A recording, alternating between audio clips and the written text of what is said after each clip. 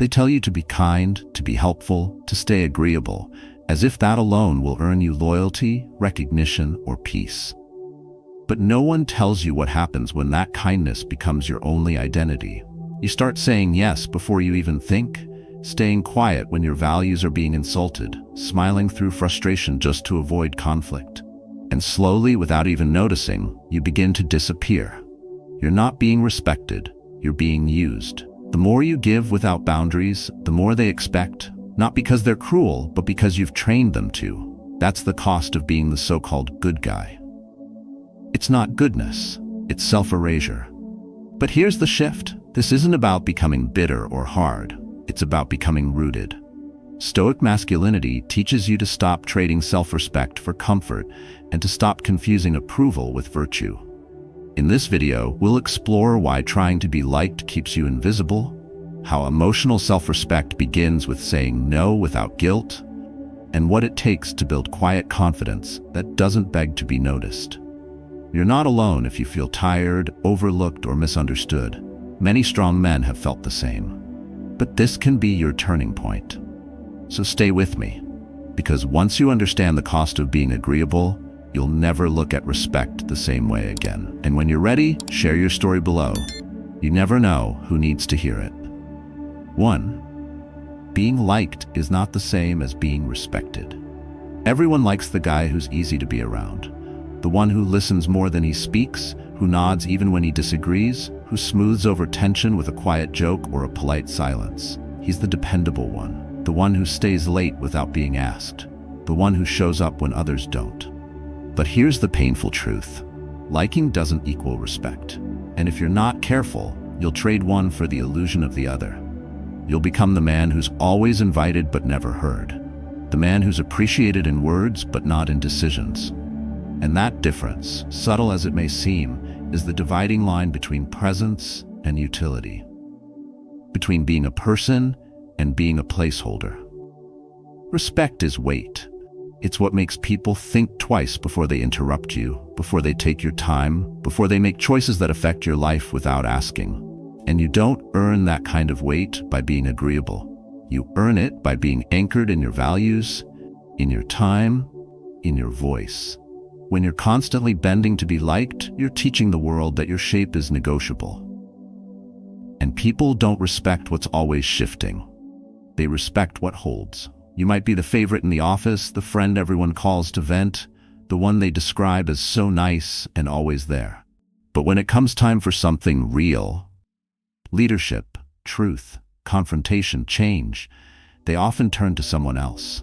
Not because that person is better, but because they're firmer, clearer, willing to be misunderstood in the name of staying honest. There's a kind of invisible fatigue that sets in when you live to be liked.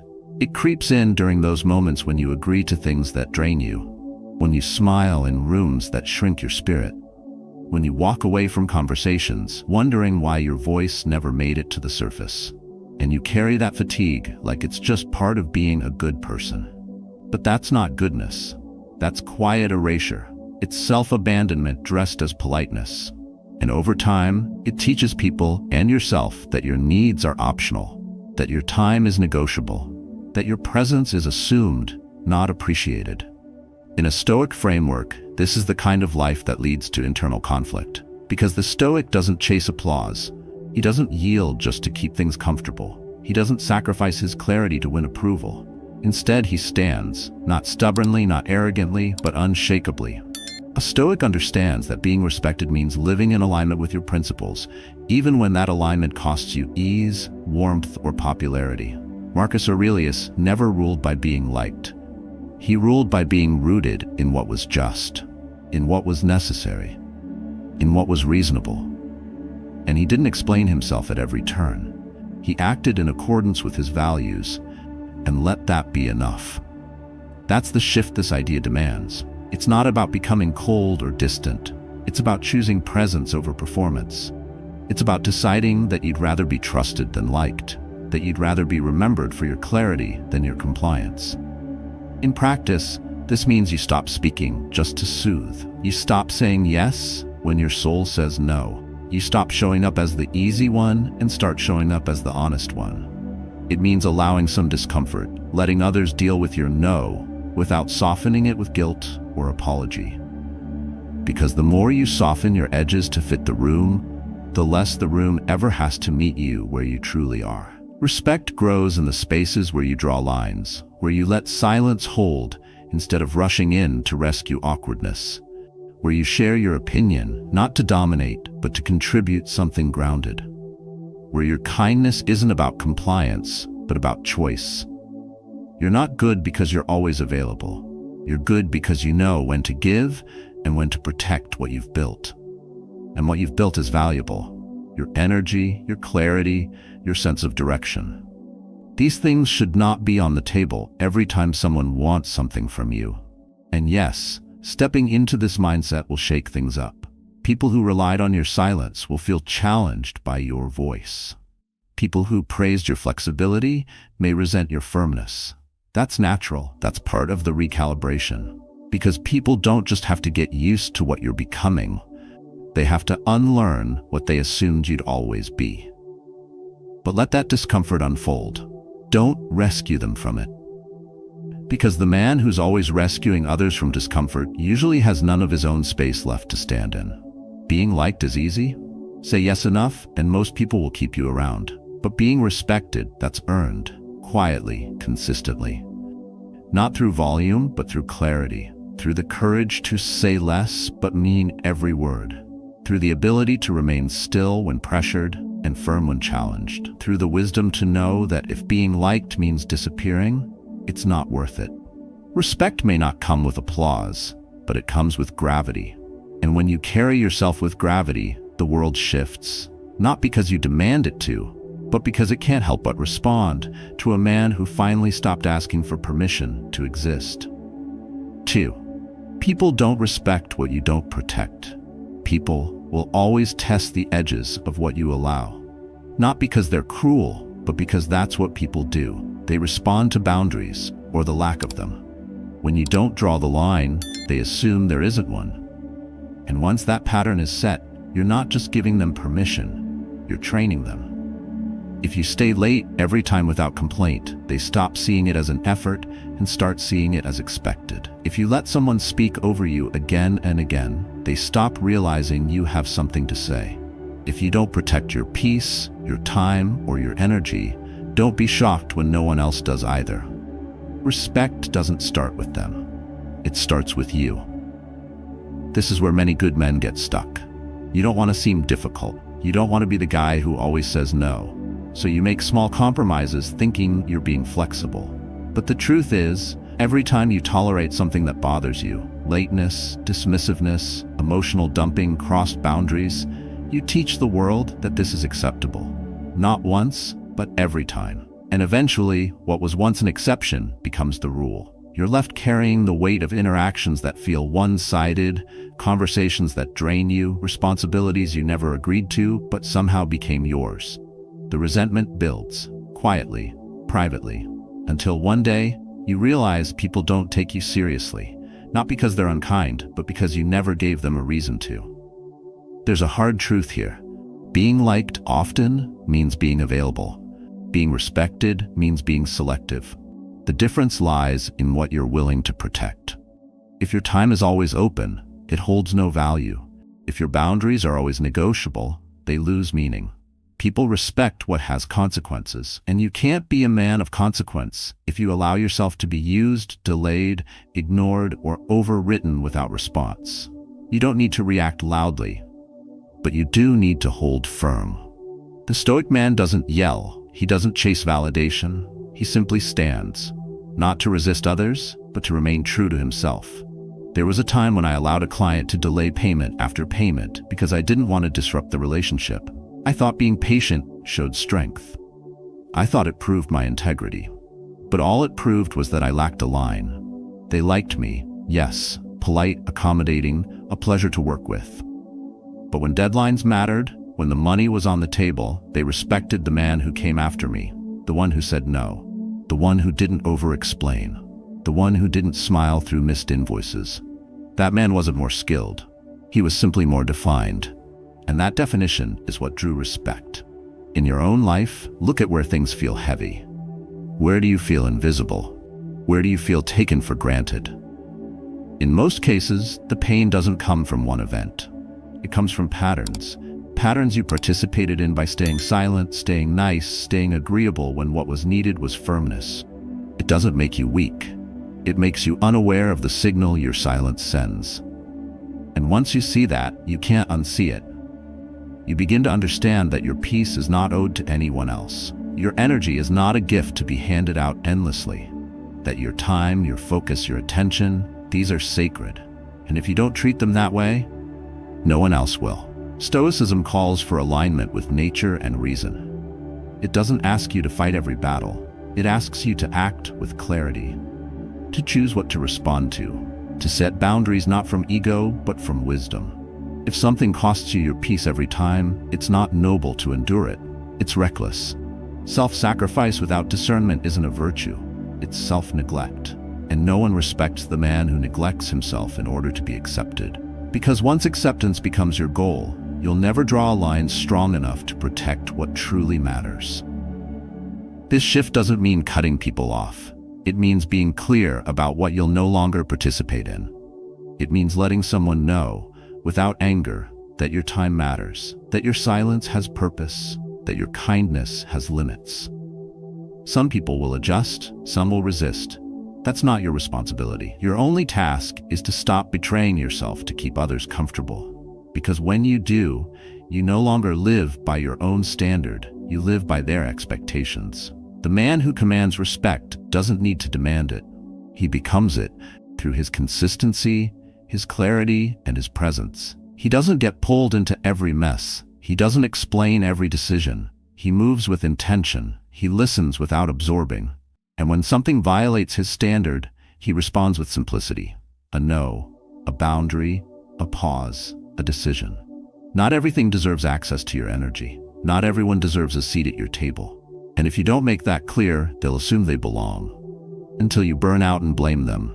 When the truth is, you never protected what needed protecting. You don't owe the world your constant availability. You owe yourself protection. Not through walls, but through grounded decisions. Not through anger, but through alignment. Your life is not a service, it's a responsibility.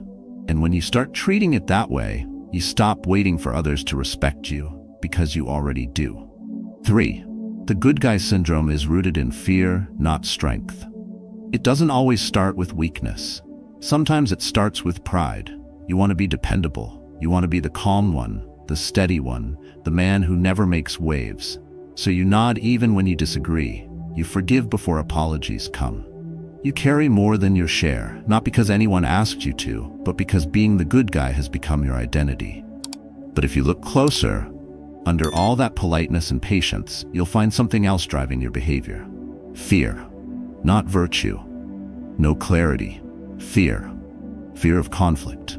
Fear of rejection. Fear of being seen as difficult or selfish or unkind. You act like you're avoiding tension for the sake of others, but deep down it's because you don't want to deal with what might happen if you finally speak up. So you stay silent when someone disrespects you. You go along with decisions you don't agree with. You play small to make others feel big, and then you wonder why your needs are ignored, your voice unheard, your limits tested.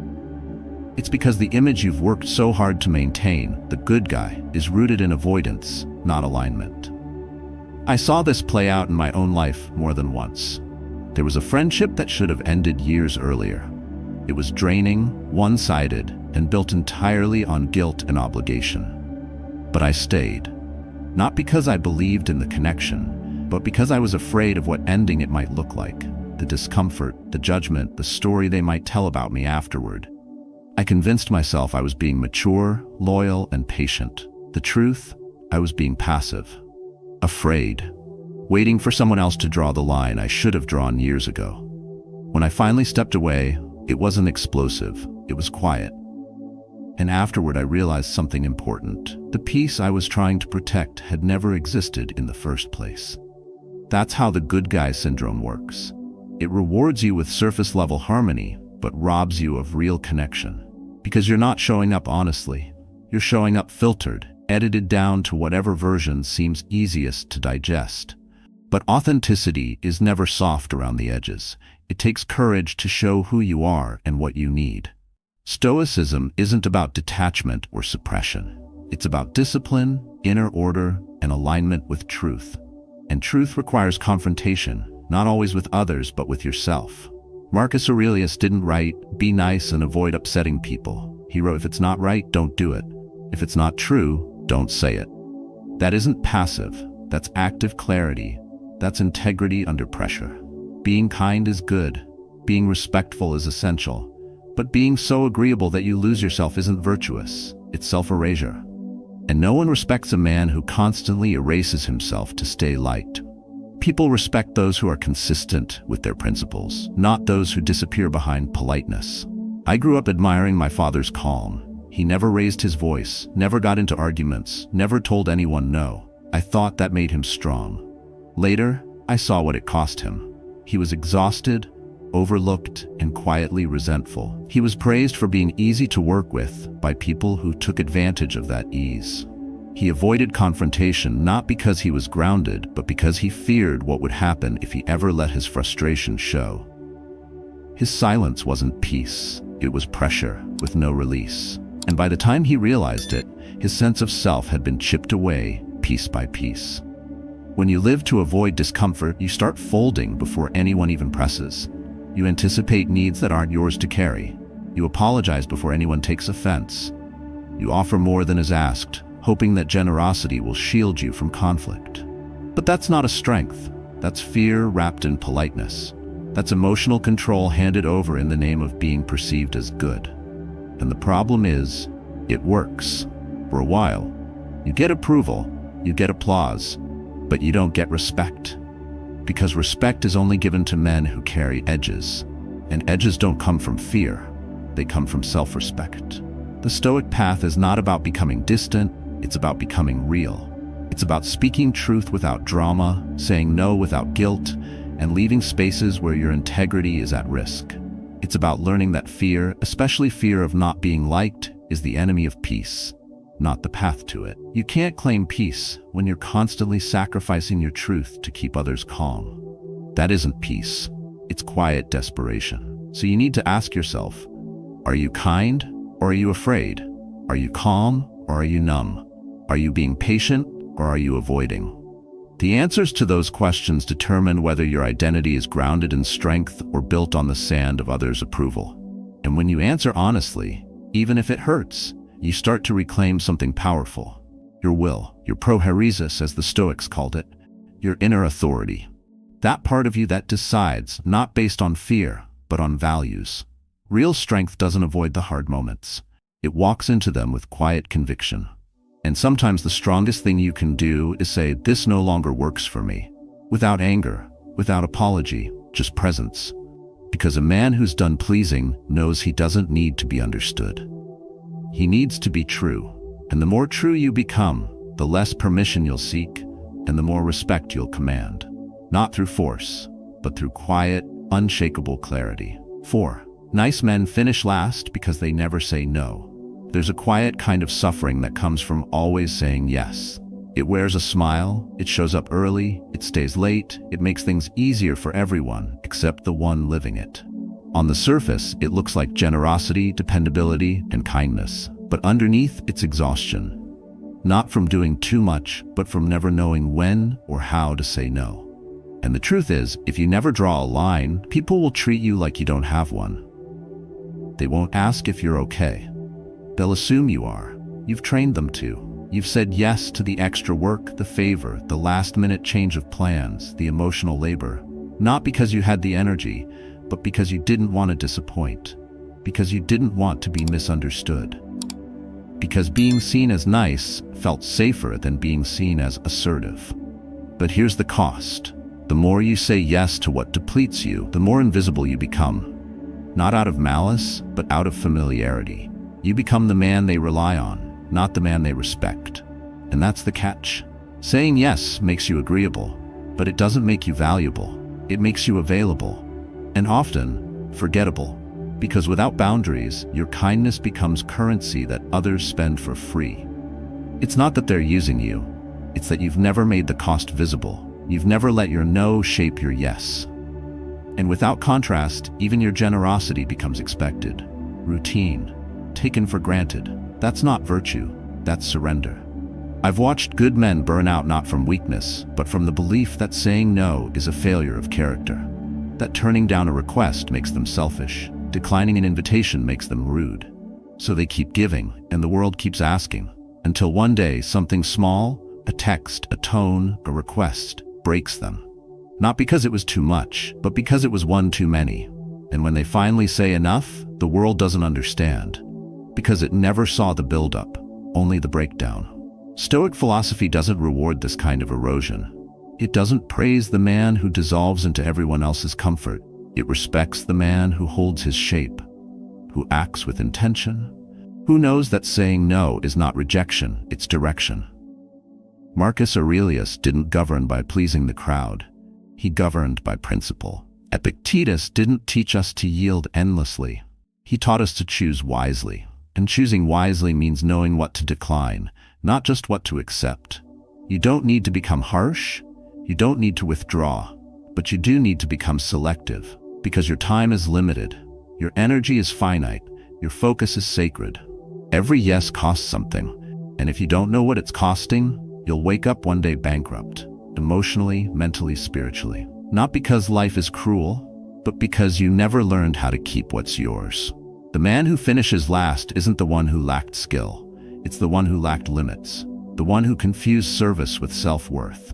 Who believed that being available meant being needed. But real value doesn't come from access. It comes from presence.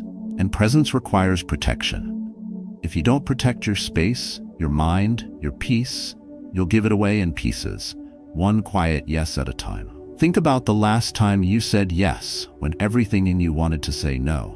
Maybe it was a project you didn't have time for, a conversation you didn't want to have, a commitment you knew you couldn't sustain. And afterward, you felt it, that subtle resentment, that drain, that sense of being just a little less whole than before. That moment wasn't about the other person. It was about you. About your fear of being misunderstood. About your addiction to approval. About your habit of disappearing to keep the peace. But peace bought through self-erasure isn't peace. It's paralysis. It keeps you still, but not steady. It keeps things quiet, but not calm. And it turns your kindness into a trap. Something you use to survive, not something you give freely from strength. That's why the nicest men so often carry the heaviest silence, because deep down, they know something is wrong. But they've built their entire identity around never saying it. So let this be your shift. Not into bitterness, but into balance. Not into defiance, but into dignity. Begin with small boundaries, a pause before you answer, a breath before you agree. A question you ask yourself silently, do I really want this? Or do I just fear the consequence of refusing? That's where the turning begins.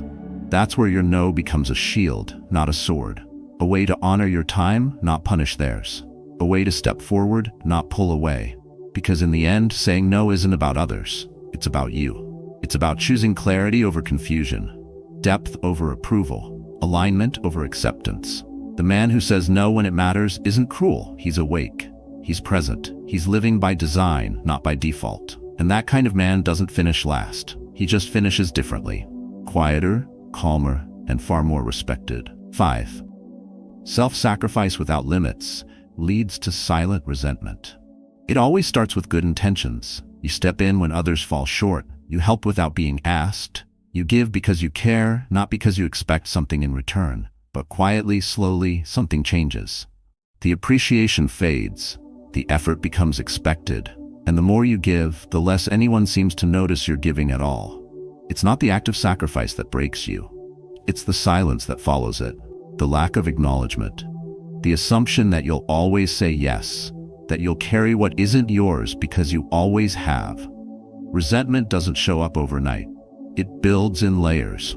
Through every dinner you paid for without thanks, every favor you did without rest, every time you absorbed someone else's frustration just to keep the peace. You tell yourself it's kindness, but it starts to feel like punishment. You begin to notice that your effort isn't building a connection. It's a breeding expectation.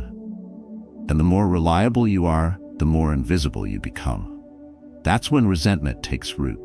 Not in anger, not in conflict, but in quiet.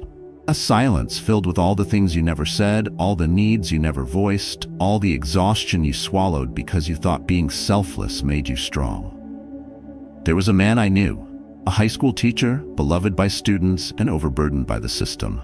He took on extra classes, mentored kids after hours, stayed late to help with events, fundraisers, and crisis meetings. He was the man they all depended on, but not once in 10 years was he formally thanked. Not once was he promoted. When he finally asked for a sabbatical, they denied him, saying there was no one else who could cover his workload. He didn't speak much after that. He didn't quit. He just withdrew, smiled less, stopped offering. You could feel the weight he carried, not in what he said, but in what he stopped doing. He had given everything and been slowly emptied by it. That's the danger of sacrifice without boundaries. You become so reliable that people stop asking if you're okay. They stop thinking you need anything at all. And you, in turn, stop knowing how to ask. You mistake the lack of conflict for harmony. You convince yourself that doing more is the only way to stay useful. But usefulness is not the same as value. And value doesn't come from what you tolerate. It comes from what you protect. The Stoics taught that you cannot give what you do not own.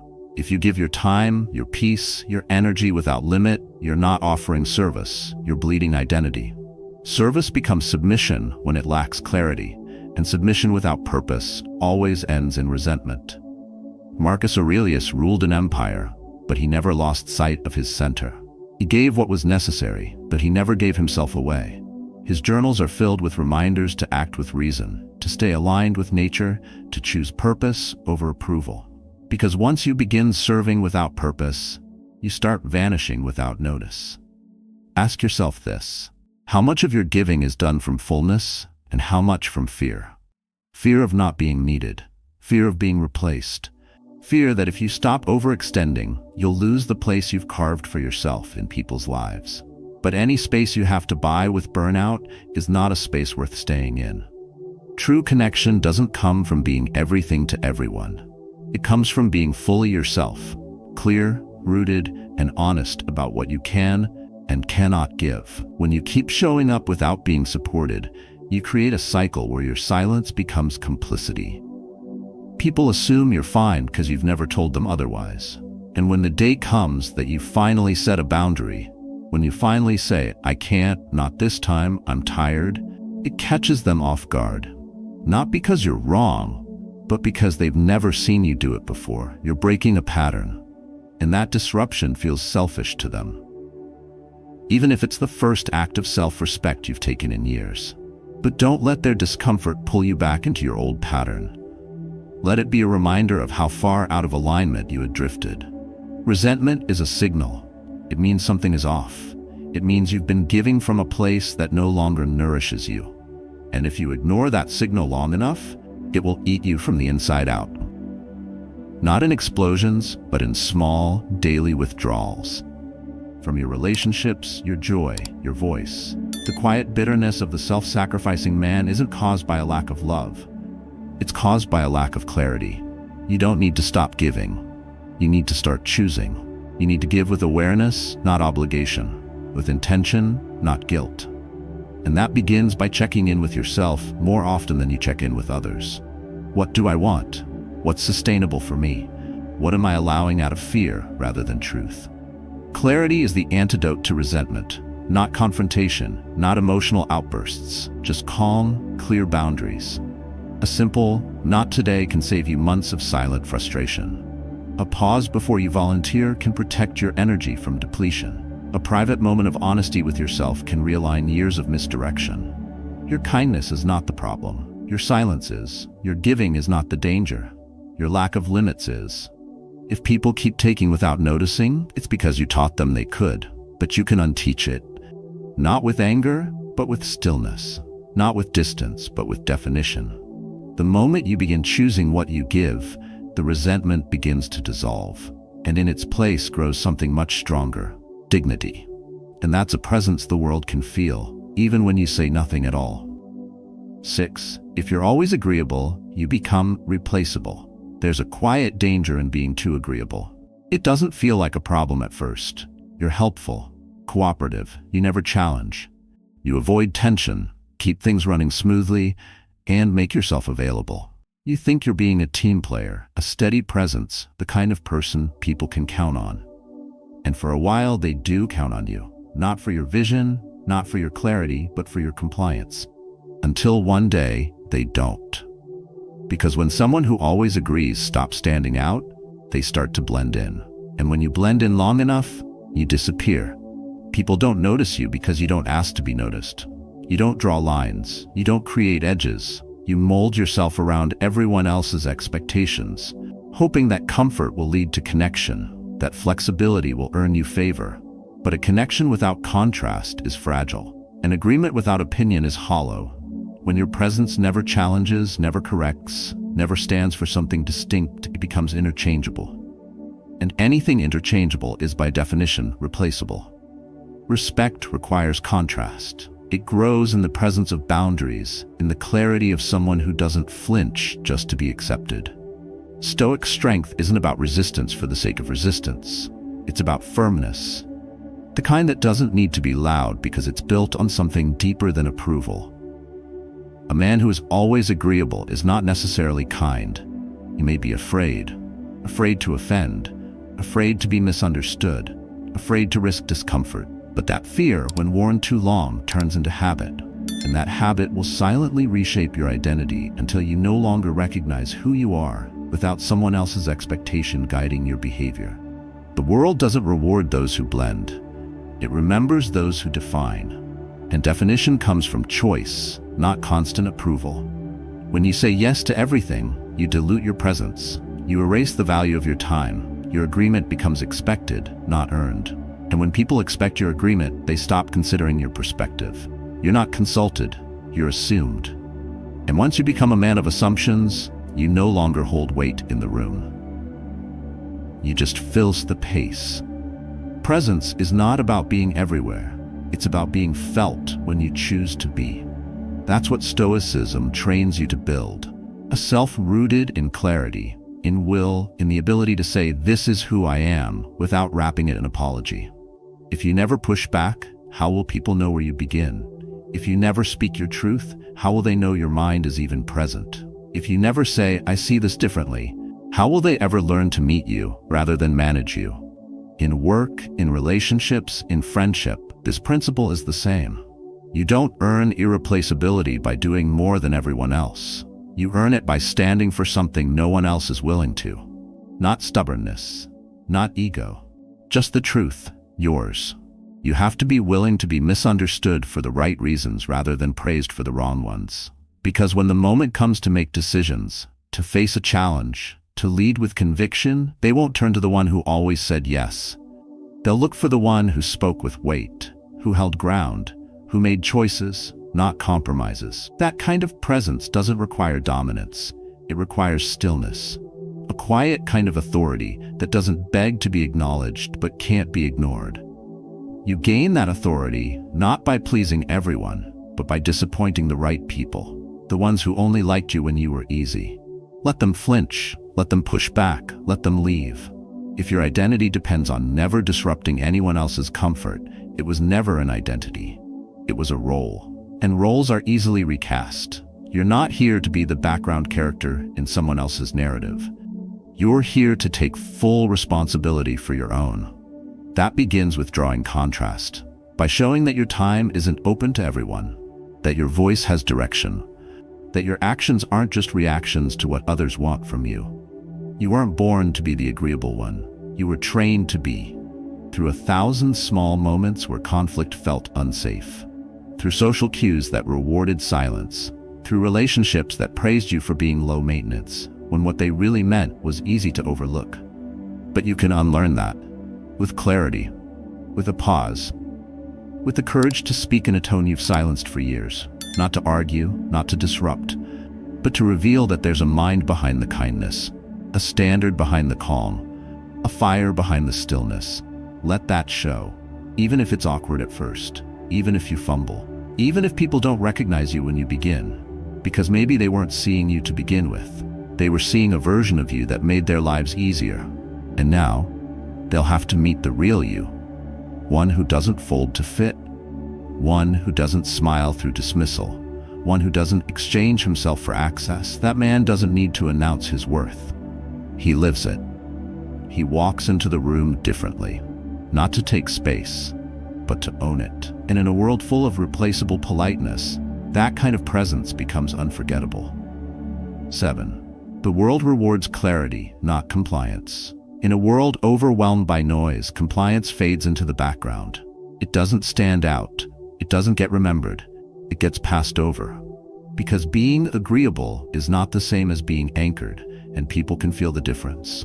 You may think you're gaining favor by nodding along, adapting quickly, and avoiding resistance. But without clarity, your compliance just reads as an absence. If you don't show where you stand, people assume you'll stand wherever they place you. You've seen this happen. You've watched someone with less skill, less depth, less experience walk into a room and make an impression, not because they had more to offer, but because they presented themselves without hesitation.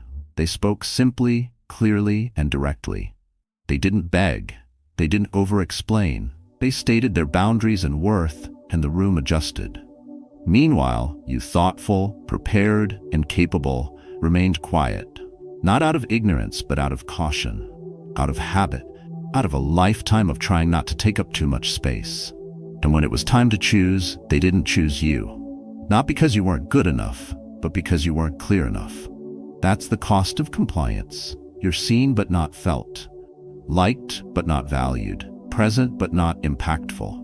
And it happens because you've been taught to smooth yourself out, to avoid friction, to let others lead, to show humility by showing less of yourself. But humility isn't hiding, and Stoicism isn't silent.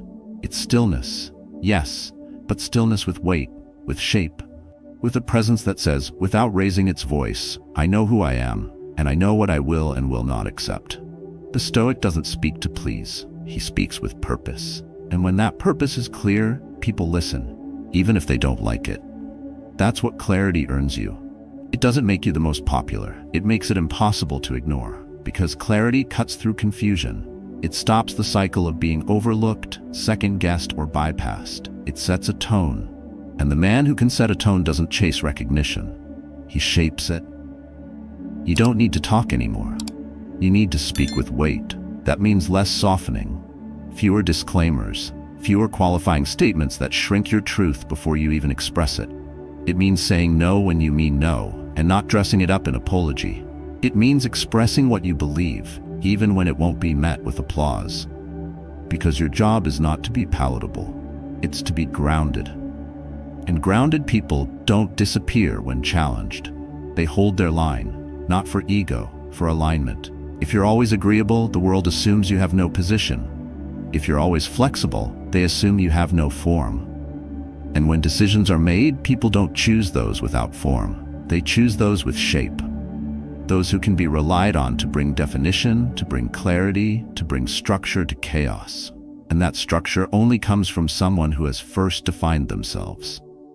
Ask yourself, how often do you speak your mind only after everyone else has spoken? How often do you wait to see what others feel before revealing how you actually feel? How many of your decisions are shaped not by what's right for you, but by what's least uncomfortable for the room? If your voice is always a response, never a signal, you've been trained to comply, not to lead. But this can change. Not by becoming loud, not by seeking attention, but by owning your space. By learning to let silence do the work when needed. By using fewer words, but choosing them with more intent. By being so consistent in who you are that people begin to trust your presence before you even speak.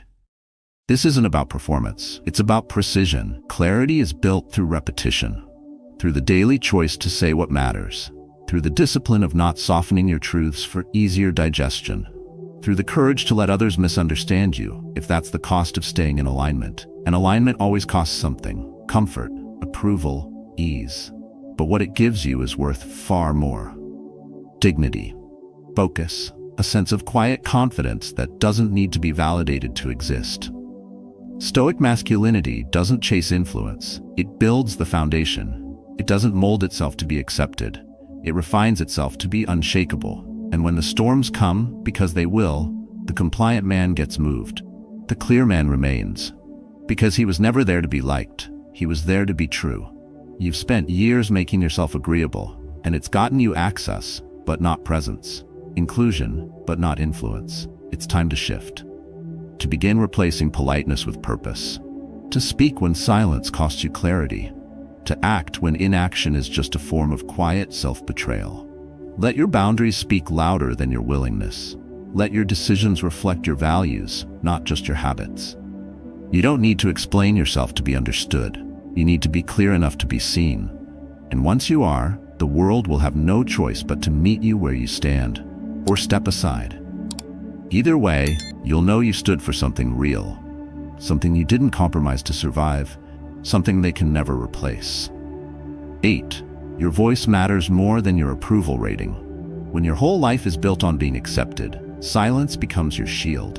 You say what's expected. You laugh at what you don't find funny. You agree when you want to object. Not because it's right, but because it feels safer. And slowly your voice stops sounding like you. It becomes a version of what others want to hear. Polished, predictable, pleasant, but not honest, not whole, not anchored in who you really are. You don't lose your voice all at once. You lose it in small choices, in meetings where you hold back, in relationships where you pretend, in moments when you had something real to say and didn't. Approval can be addictive. The smile, the nod, the feeling of being accepted by the group. But the more you chase approval, the more you shrink. Because you can't keep everyone happy and keep your integrity at the same time. One has to give, and too often, it's you. But what if you stopped asking, will they like me? And started asking, will I still respect myself after this? That shift changes everything. You stop reacting. You start responding, not to the room, but to your values, to your reason, to the truth that lives underneath the urge to blend in. And when that truth rises, it won't always be met with applause. Some people won't like you, some will misunderstand, some will walk away. But they'll be walking away from a man who finally decided to show up fully, not the version they trained him to be. The world doesn't need more agreeable voices. It needs honest ones. People who speak with precision, people who aren't afraid of discomfort, people who know that truth, even when unwelcome, create clarity. And clarity is the beginning of every meaningful relationship, in work, in family, in life. But you won't find that clarity by being soft where you need to be sharp. You won't find respect by playing small in rooms that demand presence.